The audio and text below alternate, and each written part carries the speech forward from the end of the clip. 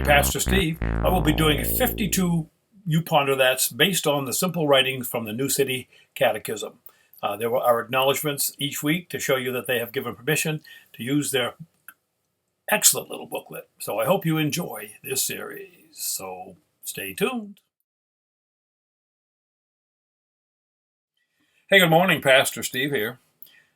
From the New City Catechism, their question number 6, how can we glorify God?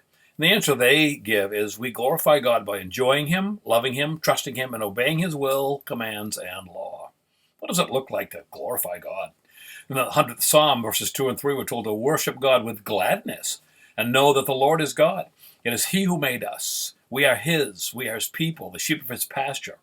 Part of what it looks like to glorify God is to acknowledge who God is, our Creator for starters, and to praise and worship Him as such. No matter what He's done for us, He's God and deserves our praise.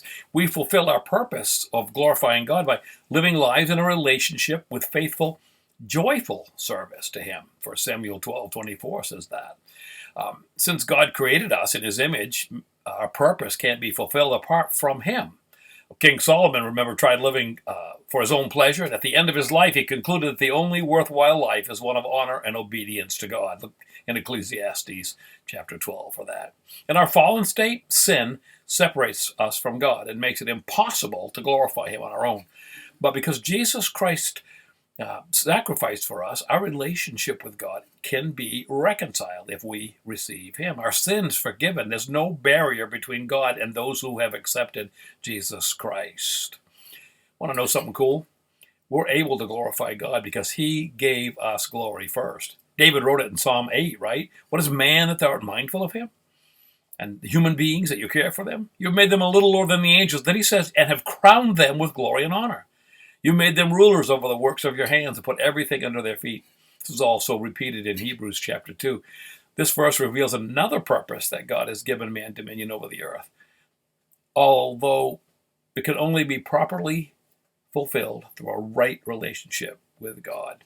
The more we get to know our Creator, the more we love Him, the better we understand who we are and what our purpose is. We were created to bring Him glory. God has a unique plan and purpose for each person, but we can know that whatever those plans look like, they will ultimately result in His glory. For 1 Corinthians 10:31, whether you eat or drink or whatever you do it all to the glory of God. Now, John Piper knows that God is most glorified in us when we are most satisfied in Him. Isn't that good? God likes you, by the way. It doesn't just a great love of God. He likes you. Reconciliation means to bring you into friendship. The pursuit of joy in God is the key to breaking the power of sin on our way to heaven. Matthew Henry, a Puritan pastor, put it like this: the joy of the Lord will arm us against the assaults of our spiritual enemies and put our mouths out of taste for those pleasures with which the tempter baits his hook. You want to live for the glory of God? Then learn to enjoy Him. Let Him love you, even if you don't feel worth it.